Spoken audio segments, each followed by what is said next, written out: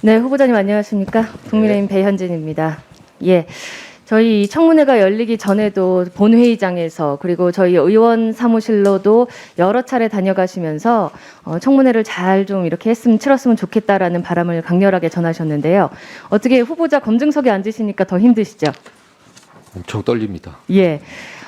장관 후보자가 반드시 갖춰야 할 자질 첫 번째 뭐라고 생각하십니까? 일단 그 정책을 피는 해당 관련 부처에 대한 전문성이요. 철학과 전문성 전문성에 대해서 전문성도, 참 예. 말씀이 많으시죠. 예. 이 자리에도 전직 장관 두 분이나 계신데요. 제가 후보자를 따로 비교하려는 것은 아니라 이 전직 장관 두 분께서는 사실 그 분야에서 누구 하나 이견을 달 수 없을 만큼 전문가셨고 또 정평이 나 있는 분들이셨는데 그 부분에 대해서 좀 약하다라는 세간의 평가에 대해서 후보자 인정하십니까?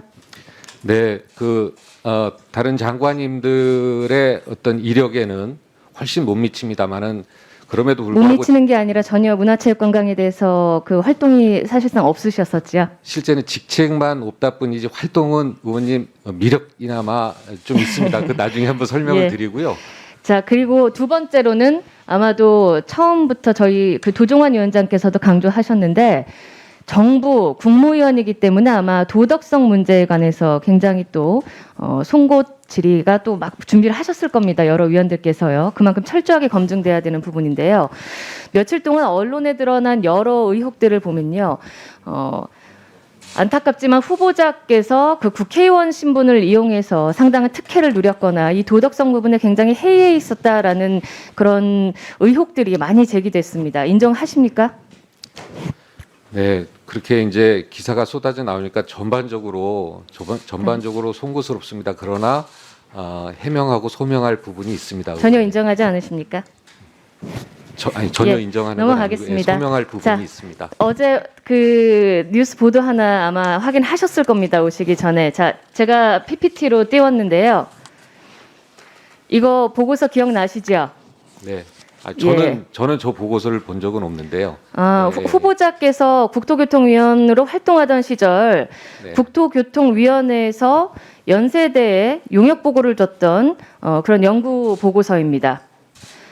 네, 저 자, 의원님, 예, 저거는 전혀 기억 안 나십니까? 예, 보통 상임위원장이 보통 용역을 주는 그게 있습니다. 예, 기억 안 나신다고 하면 위원들은 넘어가겠습니다. 모를 수가 있습니다. 예. 그러면 그 발주 현황을 보면요. 제가 기억이 전혀 안 나신다고 하니까 이름을 말씀드릴게요. 성함을. 연세대학교 김갑성 도시공학과 교수님이십니다. 누구시죠? 네, 지도 교수님입니다. 후보자의 대학원 박사 논문 과정 지도 교수시죠? 네, 예, 이 연구 보고서의 책임 교수십니다. 2천만 원을 받고 국토교통위로부터 발주를 받아서 연구를 진행을 하셨고요. 정확히는 2017년 9월에 발주해서 2017년 12월에 보고서를 완료하셨습니다. 자, 그런데요. 다음 사진 한번 보실까요? 후보자의 박사학위 졸업 논문이요. 2017년 12월에 완료가 돼서 박사학위를 취득하시게 됐죠? 네, 예.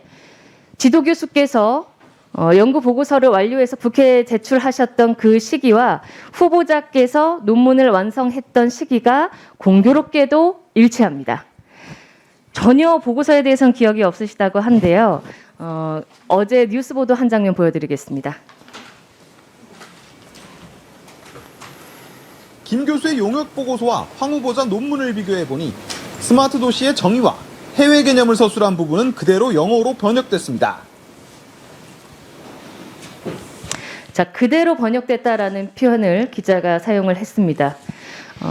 제가 살펴봤습니다. 아주 꼼꼼히 미리 사전에 여러 민주당 의원님들께도 또 위원장님께도 황희 후보자께도 배포해드렸는데 보시면 한글 보고서 연세대에서 국회 제공한 이 한글 보고서가 영문으로 그대로 직역돼서 후보자의 논문 속에 그대로 담겼습니다.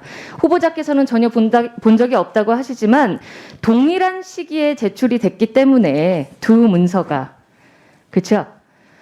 인용을 할 수 있는 일반적인 논문 작성에 그런 시간적인 여유가 없는 상태에서 후보자께서 그대로 직역을 해서 베껴 썼다라고 밖에 합리적인 의심이 들 수밖에 없는 상황입니다. 네, 의원님, 예. 저도 자, 그러면 후보자께서 억울하시다고 하면요. 이렇게 생각을 해야 합니다. 제가 예시를 드릴게요. 지도 교수께서 후보자가 오랫동안 연구 논문을 기획해서 작성하고 있는데 그 내용을 빼내서 국회가 발주한 연구 용역의 보고서로 활용했다. 이런 합리적 의심이 듭니다. 여기에 대해서 인정하십니까? 스승께서 그리 하셨을까요? 그것도 아닐 아닌 것 같고요. 같죠? 예. 자, 그렇다면 후보자께서 지도 교수가 작성하고 있는 연구 보고서를 입수해서 사전에 똑같은 시기 12월에 영문으로 직역을 해서 학위를 제출했다. 논문을 제출했다. 여기에 대해서 인정하십니까? 인정하지는 않습니다.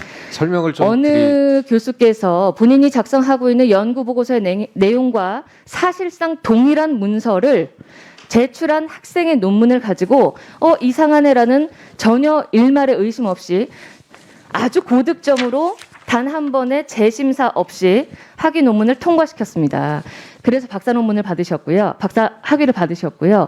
그 박사 학위, 이 논문 단한편과 박사 학위를 가지고 여태까지 국토교통위원 전문가로서 자처하시면서 그 의원 생활을 하시고 또 재선에도 또 성공을 하셨는데요.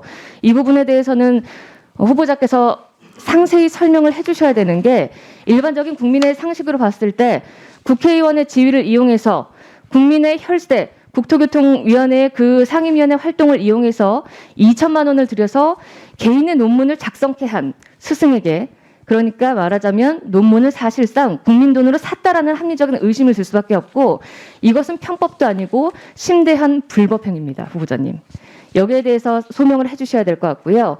자칫 잘못하면 후보자께서 엘리트 범죄에 가담을 했다라고 국민들께서 오해하실 수밖에 없겠죠.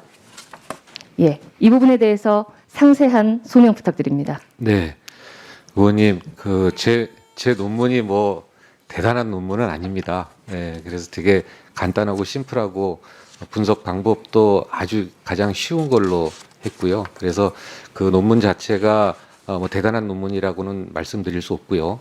먼저 그 용역을 준 것은 저도 오늘 알은 사실인데요. 그것은 보통 상임위 위원장님이 그런 예산이 있습니다. 그래서 상임위 위원장님들이 결정을 해서 하는 거기 때문에 국토교통위원이 어느 분한테 용역이 갔는지는 알 수가 없습니다. 그래서 그 부분을 꼭 말씀드리고 싶고요. 그다음에 논문에 대해서는요. 김갑성 교수님하고 저는 당시 이제 국가 스마트 시티가 추진되는 과정이었습니다.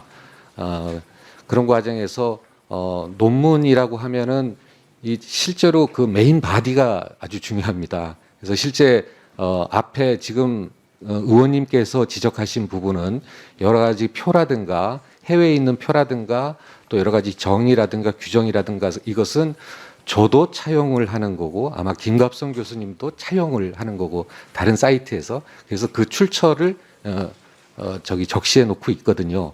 중요한 것은 뭐냐면은 그런 배경과 정책 방향이 있는데 그러면 제 같은 경우에는 논문 메인 바디에 보면은 그것을 이제 설문을 설계하고 이것을 어떤 분석을 통해서 어떤 유의미한 결과를 내느냐 이것이 이제 논문의 핵심입니다. 그래서 앞에 국내에서는 스마트 시티 관련해서 논문도 거의 없기 때문에 사실 처음 기준을 잡는데 매우 어려움이 있었고요. 그래서 스마트 시티를 이야기하고 특히 국가 시범 도시를 이야기할 때 이야기하는 내용들이 대부분 전문가들이 비슷합니다. 그 다음에 심지어는 여러 가지 기준을 잡을 때도 그 전에 한정경제연구원이라든가 국토교통연구원이라든가 이런 쪽에서 미리 잡아놓은 것을 차용해서 쓰기도 합니다. 그래서 그런 부분에 있어서 정책의 배경과 설명, 그 다음에 스마트 시티에 대한 규정 이런 것들을 할 때는 모든 사람들이 어떤 걸 차용한다거나 이야기가 비슷하거나 할 수 있는데요. 실제 논문의 본체라고 할 수 있는 그 메인 바디에 들어가서는 전혀 다른 결과이기 때문에요. 의원님께 논문은 부족합니다만 감히 실제 그다음에 표절 이거를 보더라도 이렇게 한 25% 넘어야 되는데 5% 미만이 나오는데요. 논문은 졸작입니다. 그렇지만 실제 그 부분은 제가 쓴 거는 맞습니다. 네, 1분 주세요. 1분 더 드릴게요. 예, 후보자님의 그 성의 있는 그 설명을 부탁드렸는데 지금 굉장히 중요한 부분을 호도하셨어요. 지금 표절이 아니라 103페이지 분량의 용역 보고서의 내용이 후보자의 130여 페이지 분량의 논문에 그대로 직역돼서 옮겨졌다라는 말입니다.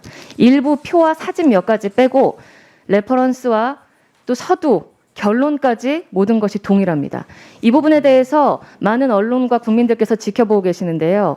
저희가 모든 자료를 또 분석을 해서 가지고 있기 때문에 필요한 언론께 적극적으로 제공을 할 것이고 후보자께서 아마 그 내용에 대해서는 잘 아실 겁니다. 어느 출처를 인용하거나 표절을 했다라는 것이 아니고요.